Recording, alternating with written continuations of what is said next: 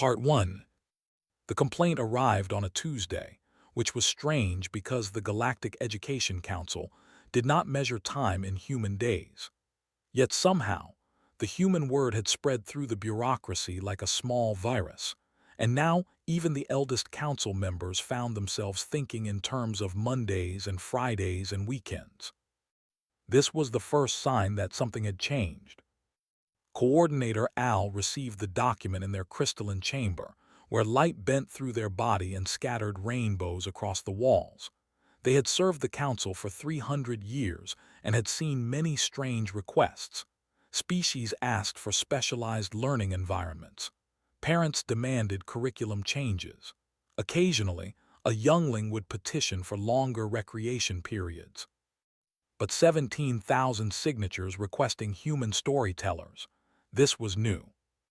Al traced the complaint back to its source, following the data trail across star systems until they reached a small educational station orbiting a rocky world called 442b. The station housed perhaps 200 younglings from 6 different species, all learning together under the careful guidance of certified instructors. The records showed that a human cargo pilot had been stranded there for 3 weeks.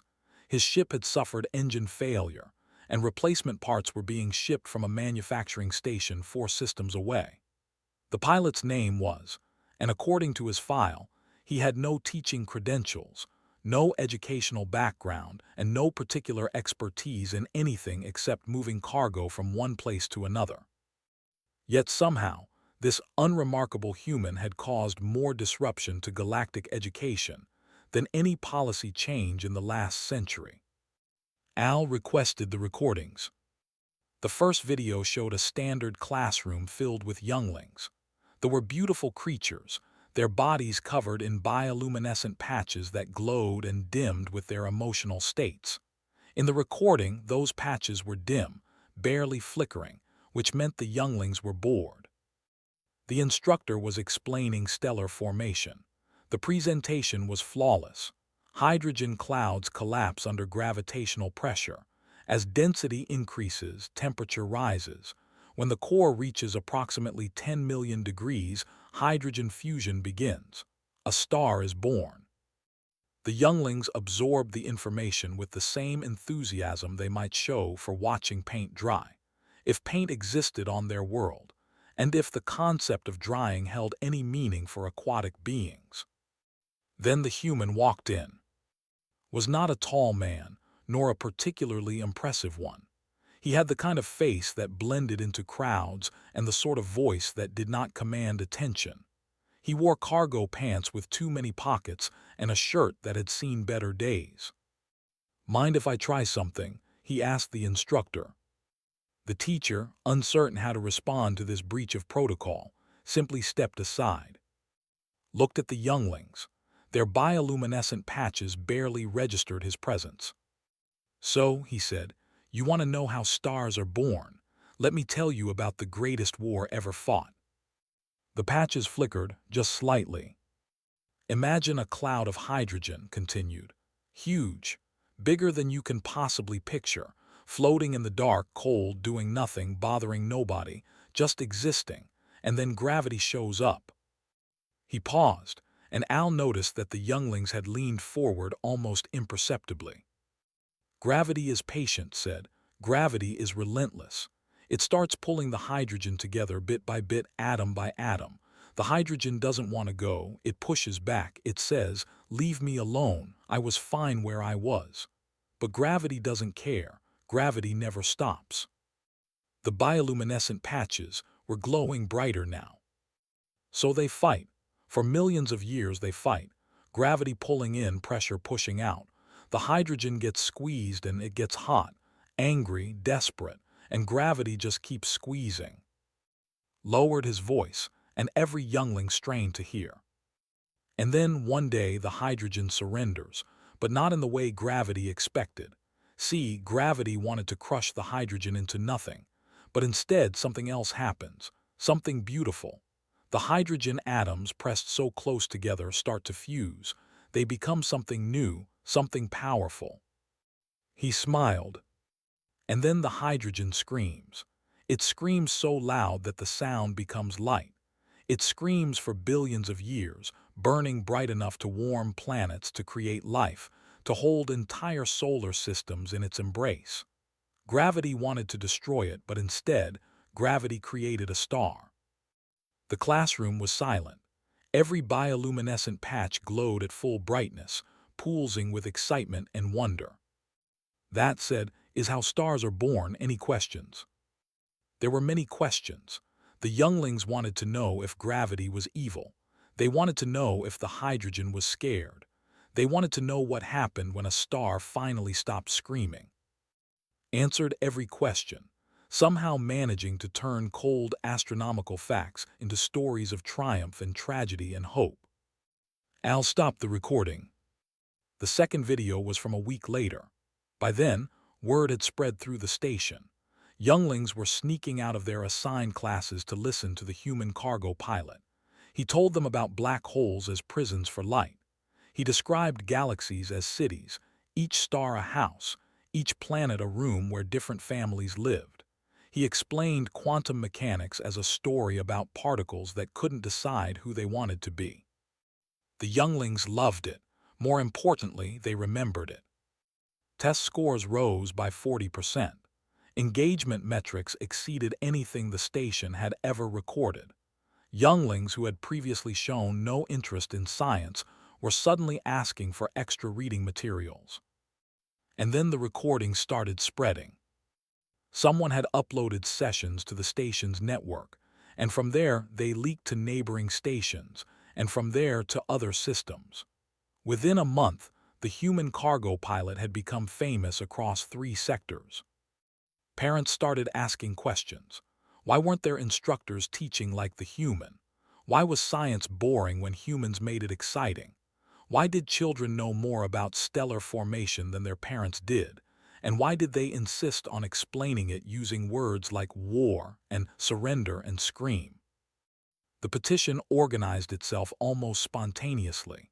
Younglings who had never communicated with each other discovered they shared a common desire. They wanted more human storytellers. They wanted every subject taught the way taught stellar formation. 17,000 signatures, 12 star systems, one very confused Galactic Education Council. Al presented the findings to the full council chamber, a vast space that could accommodate beings ranging from microscopic collectives to entities the size of small moons. Today, it held representatives from 37 species, all trying to understand why human storytelling had become the most requested educational resource in recent memory. They do not change the facts, Al explained, their crystalline form refracting the chamber's light into careful patterns of meaning.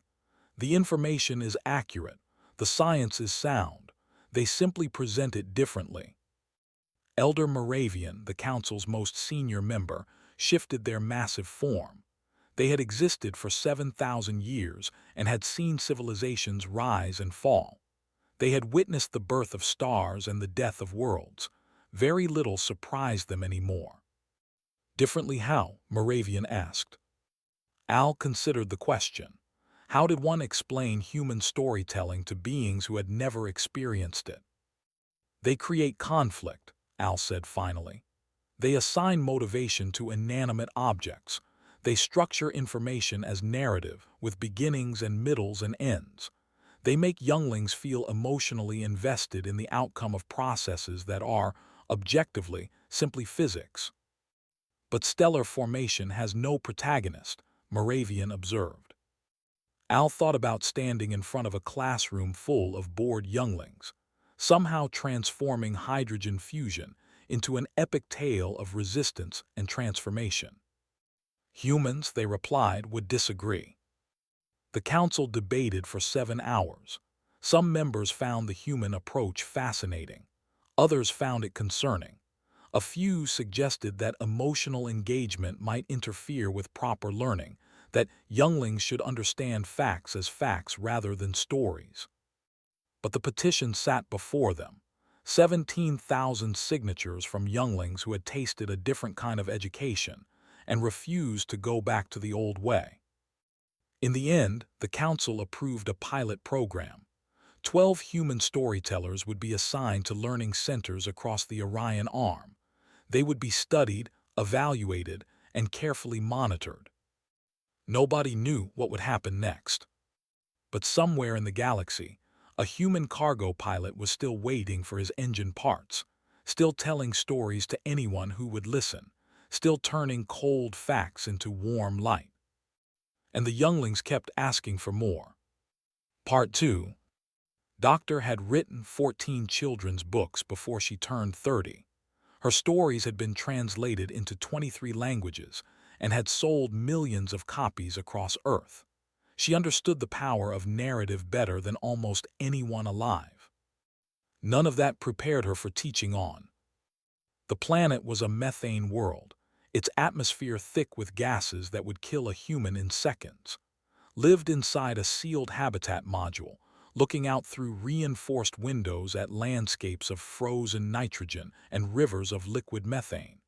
Everything outside was orange and brown and utterly alien. Her students were even stranger. The younglings looked like large jellyfish, their bodies translucent and shifting, filled with complex internal structures that pulsed and flowed. They communicated through chemical emissions, releasing precise combinations of molecules that carried meaning the way human sounds carried words. Had spent 6 months learning to read their chemical speech through a translation device implanted behind her ear. The device converted molecular signatures into language, but something was always lost in translation. Communication was rich with subtle flavors of meaning that human words could not capture. Her first teaching assignment was the migration patterns of void whales. Reviewed the existing curriculum carefully. Void whales were massive creatures that traveled between stars, feeding on solar radiation and following energy gradients across the galaxy. They were magnificent beings, some of them older than human civilization itself. The curriculum presented migration as a mathematical optimization problem. Void whales detected energy levels and moved toward higher concentrations. When one star became depleted, they traveled to another. The paths could be predicted using standard gravitational calculations. It was all perfectly accurate and completely lifeless. Sat in her habitat module for 3 days, staring at the data and thinking about how to make it matter. On the 4th day, she found her answer. Her first class began badly. The younglings floated in their liquid-filled chamber, their chemical emissions carrying the distinct flavor of boredom. They had studied void whale migration before. They knew the numbers. They expected another recitation of facts they had already memorized. Activated her communication device and began to speak. Her name was Grandmother, she said. At least, that's what the younger whales called her, because she was so old that nobody remembered when she had been young. The chemical emissions shifted slightly. Curiosity began to flavor the room. Grandmother was one of the last void whales who remembered the old routes. Before the Cygnus supernova changed everything, there were paths between the stars that every whale knew. Safe paths, reliable paths. But when the supernova exploded, it rearranged the radiation highways, and most of those old paths disappeared. Paused, letting the translation settle. Every year, Grandmother led her pod across the dark spaces between stars. It was dangerous. The young whales didn't understand why she chose the routes she chose. They looked at the energy calculations and saw easier paths, shorter paths, paths that made mathematical sense. The younglings were fully engaged now, their bodies pressing closer to the observation window. But Grandmother knew something the young whales didn't. She knew about the hidden stellar nursery. A ripple of chemical excitement passed through the chamber. You see, continued, when Grandmother was young, her own grandmother had shown her a secret. Beyond the dark zone, past the radiation desert where energy seemed to disappear, there was a place where new stars were being born. A nursery full of young suns, their light fresh and strong, their energy pure and nourishing. She described the journey, the long stretch of darkness where the pod traveled on stored energy growing weaker with each passing month, the doubts that crept through the young whales' minds, the whispered suggestions that maybe grandmother was too old, maybe her memories were fading, maybe they should turn back before it was too late. The younglings released clouds of anxious pheromones. They were worried about grandmother. They were worried about the pod. They wanted to know what happened next. Told them about the moment when the darkness began to lift. The first faint glow of young stars appearing in the distance. The surge of energy that flowed through the exhausted whales as they approached the nursery. The vindication of grandmother's ancient knowledge. She saved them, said, not because she had better calculations, but because she remembered what her grandmother had taught her. Some knowledge cannot be reduced to numbers. Some paths can only be found by those who trust the stories passed down through generations. The class was silent. Even the chemical emissions had stilled. Then slowly, the younglings began asking questions. They wanted to know if grandmother was still alive. They wanted to know if the nursery still existed. They wanted to know if void whales really passed down stories the way humans did. Answered every question, weaving facts into narrative, transforming migration patterns into journeys of courage and memory. The education supervisor observed from an adjacent chamber, their chemical emissions carefully neutral. You have given them attachment, the supervisor said later. They care about these creatures now. Is that a problem? Asked. The supervisor was silent for a long moment. I do not know, they admitted. We have never tried it before. Meanwhile, 3 systems away, a human named David was facing a different challenge. His classroom was a mixed-species environment filled with younglings from 7 different civilizations. Some breathed oxygen, some breathed methane, some didn't breathe at all. They all floated in their individual life support bubbles, watching David through transparent membranes. His assignment was galactic history, specifically the formation of the Galactic Council 3,000 years ago. David had reviewed the official curriculum. It was comprehensive, detailed, and utterly boring. Centuries of diplomatic correspondence, thousands of treaty negotiations, endless debates about jurisdiction and representation and voting procedures. The younglings had been studying this material for months, and their engagement scores were the lowest in the learning center. David decided to try something different. Let me tell you about the greatest heist in galactic history, he said. The younglings stirred in their bubbles.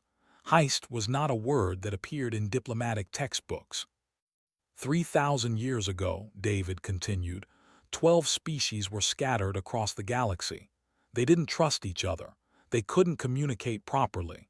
Some of them had been fighting wars for centuries, and yet somehow they needed to work together. He paused dramatically. The treasure they were all trying to steal? Trust. Every species wanted it, but nobody wanted to give it first, because whoever gave trust first was vulnerable. They could be betrayed. They could be exploited. They could be destroyed. The younglings leaned forward in their bubbles. David walked them through the council's formation as a series of calculated risks and careful gambits. The Moravians had the most advanced technology but refused to share it.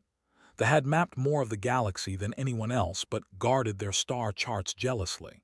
Each species had something the others needed, and none of them wanted to make the first move. And then, David said, the humans showed up. He grinned, and even species that didn't understand human facial expressions could sense his amusement.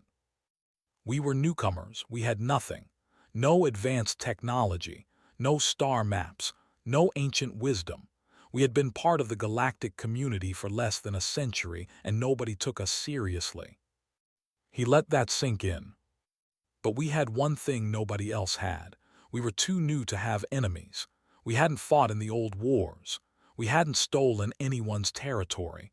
We hadn't betrayed anyone's ancestors. We were clean. David explained how human diplomats had served as neutral intermediaries, carrying messages between species that refused to speak directly. How they had made themselves useful by being harmless. How their very insignificance had become their greatest asset. The humans brokered peace, David said, by being too strange for anyone to hate more than they hated each other. The younglings laughed, a sound that translated differently across 7 different physiologies, but carried the same meaning in all of them. By the end of the lesson, they could recite treaty dates and diplomatic protocols with perfect accuracy. But more importantly, they understood why those treaties mattered. They had felt the tension of species circling each other warily. They had experienced the relief when trust was finally exchanged. Reports began flowing into the Galactic Education Council. Test scores were rising across every learning center with human storytellers. Younglings were requesting additional educational content, something that had never happened before in recorded history. The pilot program was working, but not everyone was happy about it. Part 3. Scholar traveled 17 light years to deliver their objection in person. They were a species devoted to pure truth.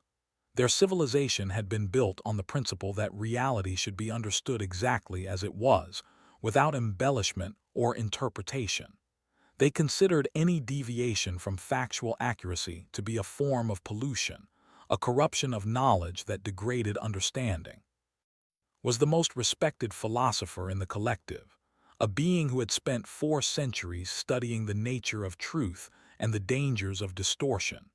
They had watched the spread of human storytelling with growing alarm, and they could no longer remain silent. The council chamber was full when entered. Representatives from dozens of species had gathered to hear the formal objection. In the observation galleries, thousands more watched through remote links.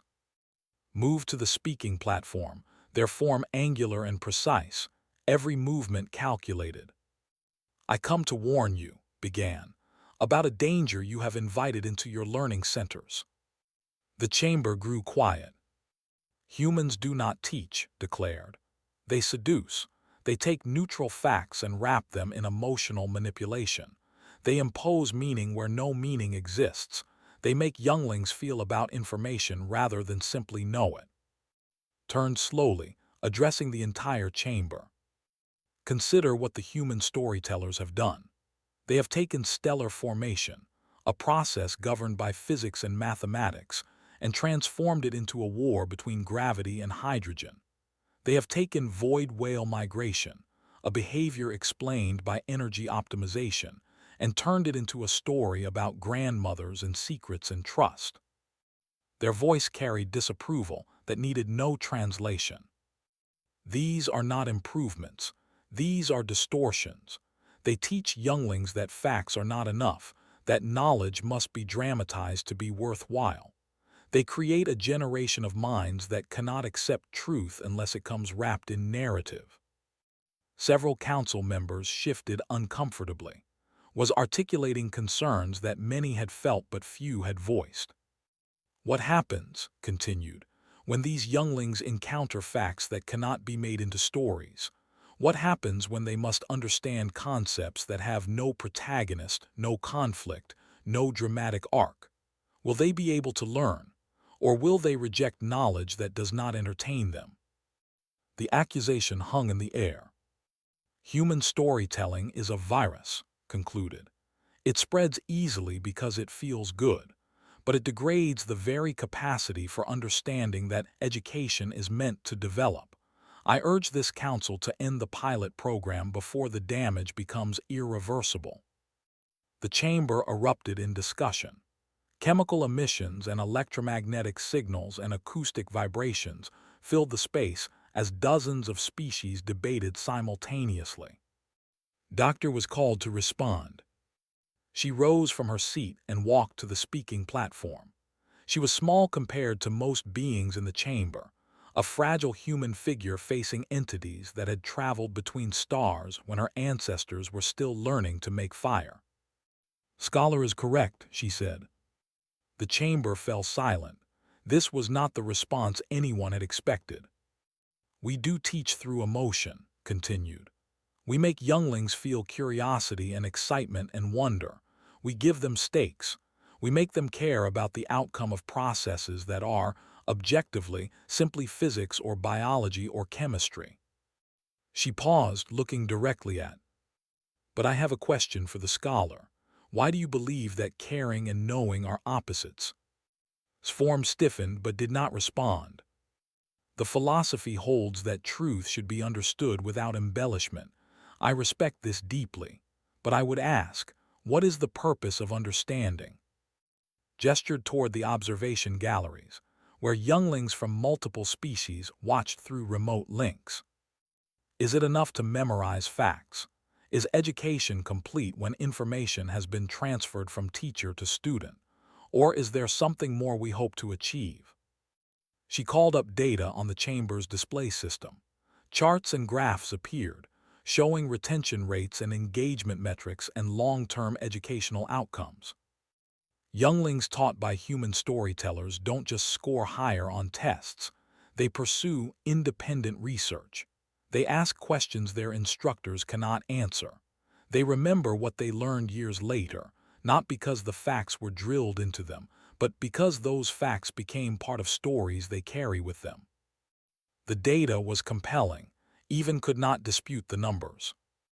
Facts without meaning are just noise, said. Every species in this chamber tells stories. You embed information in narrative because that is how conscious minds work. We don't process the universe as raw data. We process it as experience, as cause and effect, as journeys with beginnings and endings. She looked around the chamber at the vast array of alien beings. Humans didn't invent storytelling. We simply refused to be embarrassed by it. We made it a craft. We studied what makes narratives compelling and applied that understanding deliberately. And yes, we believe that making younglings excited about stellar formation is not a corruption of truth, but its highest service. Elder Moravian, who had remained silent throughout the debate, finally spoke. Their voice resonated through the chamber like the vibration of ancient strings. Scholar raises a valid concern. Emotional engagement can indeed interfere with clear understanding. We have all seen how feelings can distort judgment, how attachment can blind beings to truth. Sform relaxed slightly, sensing support. But, Moravian continued, Doctor also speaks truth. We do all tell stories. Even they who prize factual accuracy above all else structure their philosophy as a narrative of truth struggling against distortion. Even you, scholar, presented your objection today as a story, with villains and dangers and a call to action. Sform went rigid. Perhaps, Moravian said, the question is not whether we should tell stories, but how we should tell them.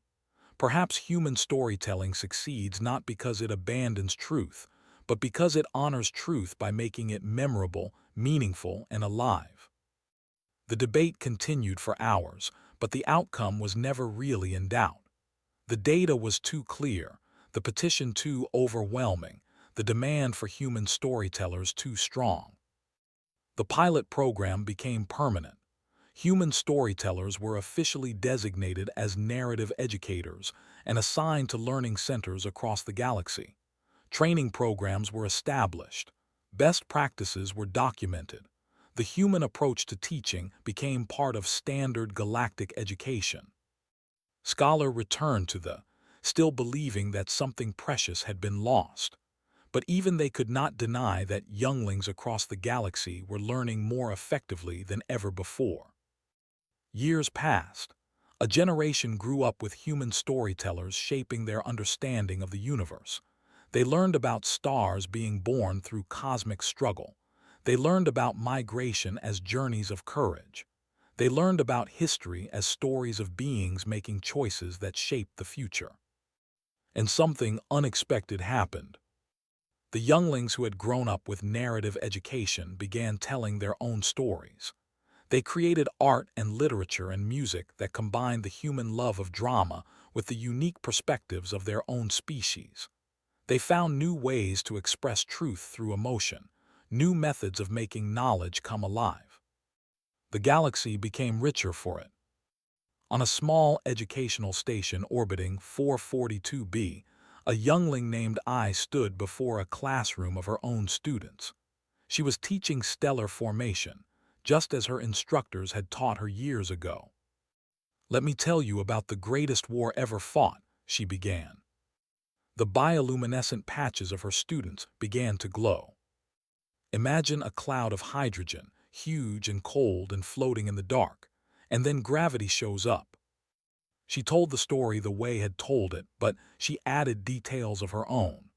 She described the colors of newborn stars as perceived by vision. She explained the chemical signatures of stellar nurseries as experienced by senses. She made the story hers while keeping its heart intact.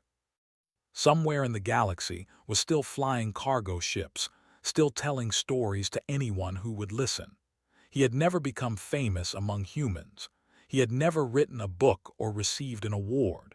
He was just a man who couldn't help making facts interesting. But his stories had traveled further than any cargo he had ever carried. They had reached across species and systems and centuries. They had changed how an entire galaxy learned. They had proven that humans, for all their flaws and limitations, had given the universe something valuable. Not technology or territory or power, but this: the ability to look at cold facts and find warm meaning within them. The ability to make everything exciting. And in classrooms across 1,000 worlds, younglings listened with wonder as teachers told them stories about the universe they would one day inherit. The facts hadn't changed, but now they mattered.